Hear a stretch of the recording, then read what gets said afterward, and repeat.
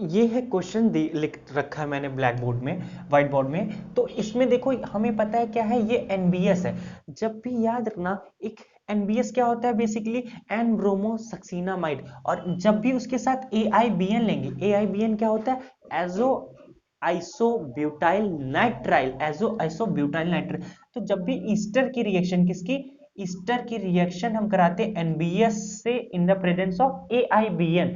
तो याद रखना, जो ईस्टर्स के अल्फा कार्बन होते हैं, अल्फा कार्बन पे अगर मान लो सपोज है दो ईस्टर है, दो ईस्टर में हम अल्फा कार्बन में जिसके पास अल्फा हाइड्रोजन सबसे कम होता है उस पे ब्यूटाइल ग्रुप, ये एआईबीएन बेसिकली हमें क्या देता है, ब्यूटाइल ग्रुप देता है। क्या देता है, ब्यूटाइल, यहाँ पे रेडिकल देता है, ब्यूटाइल रेडिकल देता है। क्या देता है, ब्यूटाइल रेडिकल देता है। और याद रखना, एआईबीएन जब यहाँ पे रेडिकल फॉर्म करने की बारी आती, तो यहाँ पे जो ये CH2 पे है, ये रेडिकल सबसे ज्यादा स्टेबल रेडिकल है। ऐसा क्यों, क्योंकि ये कौन सा रेडिकल है, बेंजाइलिक रेडिकल फॉर्म हो रहा है यहाँ पे, कौन सा, बेंजाइलिक रेडिकल फॉर्म होगा, और ये ब्यूटाइल रेडिकल देता है एआईबीएन। तो फाइनल प्रोडक्ट हमारे क्या बनेगा, देखो, और कोई यहाँ पे तो बेंजाइलिक रेडिकल था ही नहीं, क्योंकि ये कार्बन पे तो रेडिकल आ नहीं सकता, यहां से डायरेक्टली ओ सी ओ क्या जुड़ा है, ओ ए सी जुड़ा है। यहाँ पे कोई कह सकता था ये भी तो बेंजाइलिक रेडिकल है,